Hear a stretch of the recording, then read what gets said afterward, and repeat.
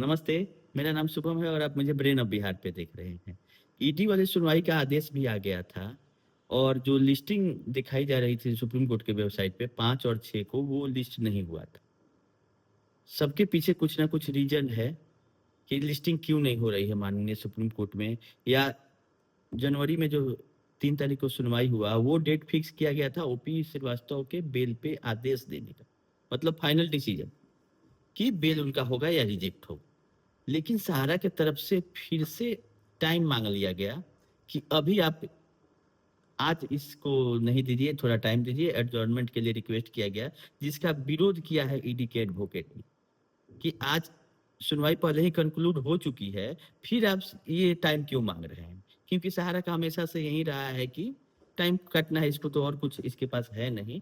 तो वहां भी ईडी वाले मामले में भी टाइम मांगा गया, तो कोर्ट ने सुन के टाइम दे दिया, 15 दिन और आगे बढ़ा दिया। 17 जनवरी को बोला है कि फिर से इसको इन लोगों का प्रोडक्शन होगा और सुनवाई होगा, और लास्ट डेट 21 जनवरी रखा है कि इस दिन फाइनल आदेश दिया जाएगा कि बेल होगा या रिजेक्ट होगा। बेल पिटीशन ओपी श्रीवास्तव का ईडी वाले मामले में कोलकाता हाईकोर्ट।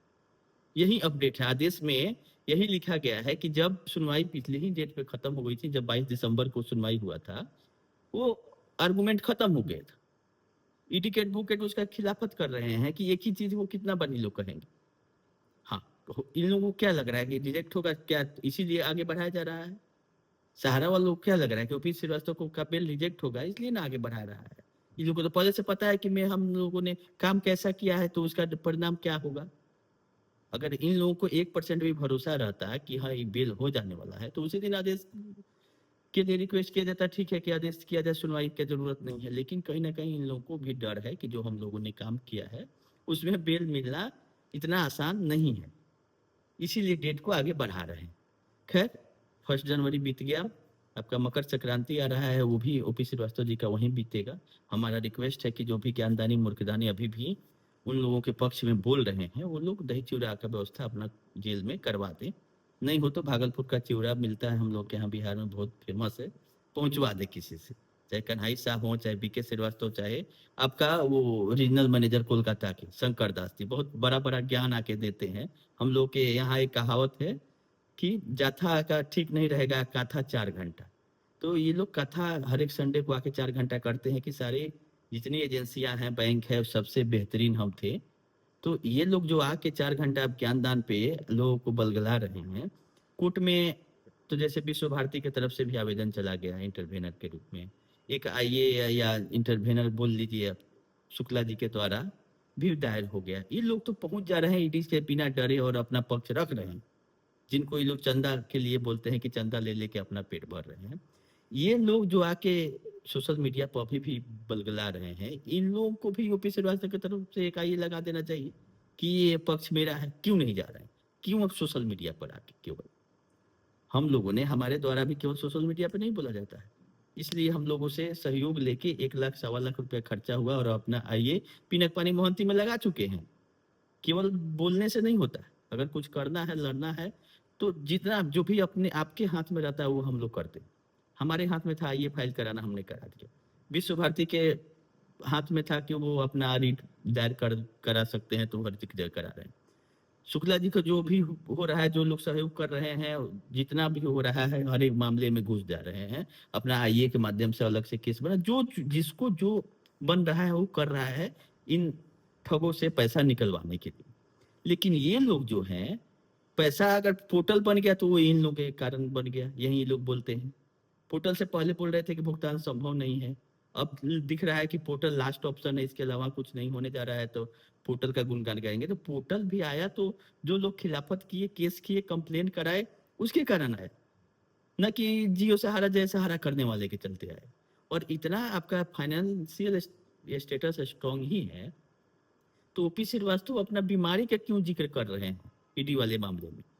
वहां पे उनको अपना प्रॉपर्टी का जिक्र करना चाहिए ना कि यहाँ प्रॉपर्टी है, जैसे कि हर एक जगह लगा देते थे कि सहारा से भी चल रहा है, जिसके चलते हम भुगतान करने में हमको विलम्ब हो रहा है।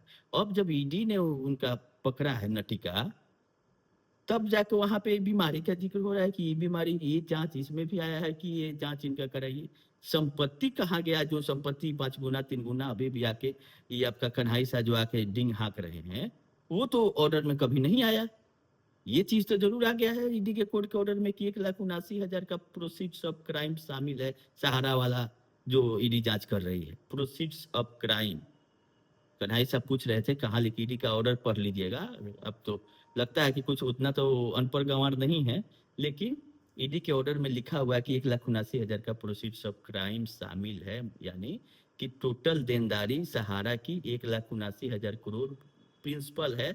बाकी क्या क्या 19,500 जमा कराए, ज्वाइनिंग पॉइंट कराए, ये सब छोड़ के, और ब्याज का कोई प्रोविजन आपके यहाँ नहीं होता है कि इंटरेस्ट देना है उस पर टीडीएस जमा कर दिया। प्रिंसिपल अमाउंट का बात हो रहा है 1,79,000 करोड़ 2024 तक। आपको प्रमाण चाहिए तो ईडी के वेबसाइट पे जाके देख लीजिएगा जो प्रमाण की आप बात करते हैं। तो इन ठगों से कैसे पैसा निकाला जाए, इसलिए सब लोग लगे हुए हैं। और ईडी भी अपना कार्रवाई कर रही थी। सुब्रत सहारा जी जैसे 26 महीना जेल के अंदर काटे थे, ओपी श्रीवास्तव का शुरू हो गया है, और सब कुछ सही रहा तो करण अर्जुन को भी जाना पड़ेगा। बस इसी के लिए हम लोग लगे हुए हैं कि अंदर बिना गए ये आपका ना फॉर्म जमा करेंगे ना पैसा देंगे। अभी तो केवल अकाउंट ओपनिंग फॉर्म इनको अपलोड करना है, वो भी सक्सेसफुल नहीं करा पा रहे हैं, पैसा तो दूर की बात है।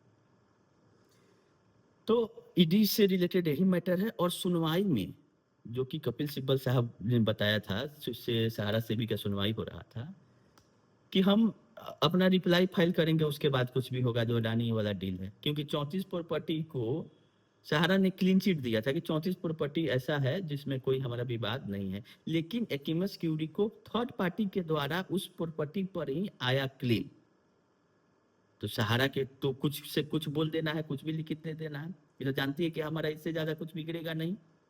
और जैसे हम लोग बोलते हैं कि बुझावल बुझाना, तो सुप्रीम कोर्ट को बुझावल बुझाती है कि पकड़ो पकड़ो, कौन सा संपत्ति मेरा सही है खराब है, हम लिख के दे दिया सही है। अब लोग क्लेम भेज रहे हैं जिसका स्टेटमेंट, रिटेन स्टेटमेंट 6, 7 और 8 तीनों दिन फाइल हुआ है माननीय सुप्रीम कोर्ट में, जो वेबसाइट पे दिख रहा है। सेबी के तरफ से, सहारा के तरफ से जब से कोर्ट खुला है 2024 में 5 तारीख से, कोई दिख नहीं रहा है ना एफिडेविट ना रिटर्न सबमिशन, जिसका जिक्र जो कर रहे थे कि हमको रिप्लाई फाइल करना है। तो रिप्लाई आने में देरी क्यों हो रहा है? लोग बोलेंगे कि सुप्रीम कोर्ट सुनवाई नहीं करेगा। तो सुप्रीम कोर्ट जब रिप्लाई दोनों पार्टी की तरफ से फाइल हो जाता है, तब लिस्टिंग के लिए आगे केस बढ़ाता है। यहाँ तो सेबी ने पहले, सहारा से पहले हमको लगता है कि सारा सबमिशन कर दिया और सहारा की तरफ से अभी अवेटेड है। तो जब तक सहारा का रिप्लाई नहीं फाइल हो जाता है कि उनका क्या पक्ष है, तब तक सुनवाई की लिस्ट नहीं होगा सहारा से भी। इसको लिस्ट कराने का मन ही नहीं है। ये तो चाह रहे कि जितना टल सके टले। 2012 से तो 2026 ले आया टालते हुए।